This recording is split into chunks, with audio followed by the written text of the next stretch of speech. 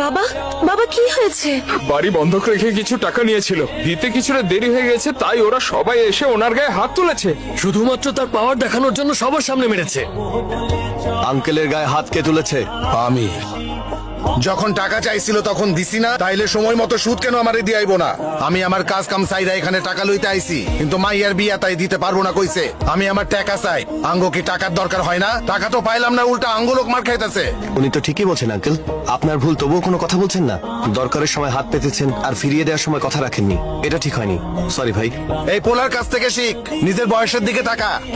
এই, তুই আমার বন্ধুর গায়ে হাত কেন তুলেছিস? মাত্রই তো কইলাম কেন মারছি, তোর মাথায় লজিক ঢোকে না? আঙ্কেলকে মারার লজিক বুঝতে পেরেছি, কিন্তু বন্ধুর গায়ে হাত দেওয়া উচিত হয়নি। দরকারের সময় টাকা দিয়েছিস তো কি হয়েছে? তাই বলে ইচ্ছে হলে গায়ে হাত তুলবি? উনি ওনার বাড়ি বন্ধক রেখেছে, আত্মসম্মান না। কথাটা মনে রাখবি, কাল এই ঠিকানায় আসিস, টাকা নিয়ে যাস। কি হয়েছে তোমার? কি হয়েছে বলো না। মা, চিন্তা করো না, বাবার অফিসে ছোটখাটো ঝগড়া হয়েছিল, সঞ্জু সব সামলে নিয়েছে। ও বাবাকে খুব সাহায্য করেছে। আজকে সঞ্জু না থাকলে। এসব কথা এখন বাদ দাও, 3টা বেজে গেছে, কেউ এখনো খায়নি। খানা খাবে, চলো। এতদিন ধরে ওনার উপরে রাগ তোমার উপরে ঝেড়েছি। আর নান্টি, আমাদের সাথে থেকেছো, তবুও তোমাকে কখনো আমার হাতে একবেলা খাবার তুলে দেয়নি। ভেবেছিলাম তুমি fraud minded.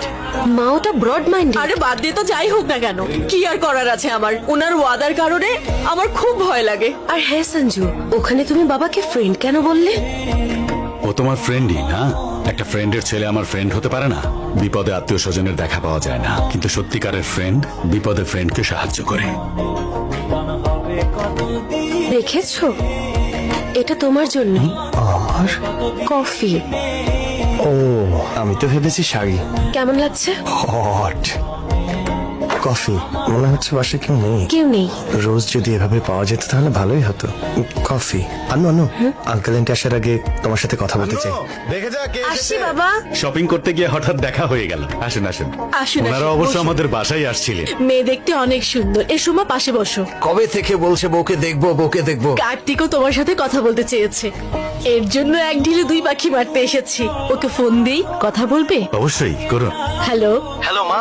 Hello. Hello Annu, কেমন আছো? কোনো ব্যাপার না, তুমি ভিতরে গিয়ে কথা বলো। তারপর কি অবস্থা বিআই সাহেব? এঙ্গেজমেন্ট রিং কিনতে গিয়েছিলাম, ও। কিন্তু ছেলের হাতে লাগবে কিনা সেটা বুঝতে পারছি না। কোনো সমস্যা নেই, আমরা ম্যানেজ করে নেব। এভাবেই কিভাবে ম্যানেজ হবে? ছোট বড় হলে তখন। একবার আপনার বন্ধুকে পরিয়ে দেখুন। আপনার বন্ধুই তো। না, তার কোনো দরকার নেই। এত ভাবতে হবে না, দেখে নিন, ডাউট থাকলেও ক্লিয়ার হয়ে যাবে। কোনো সমস্যা নেই ভাই, দেখে নিন। এই নাও। সুন্দর লাগছে না? ওনার হাতে মানাচ্ছে মানে ভাইকেও ভালো লাগবে। কি হয়েছে, খুলছে না? খুলে যাবে। জোর করে খুলতে যাবেন না, আপনার বন্ধু ব্যথা পাচ্ছে। Sanju,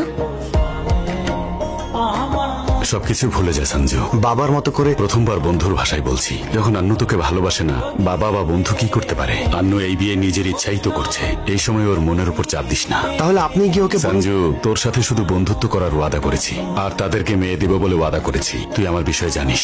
good night.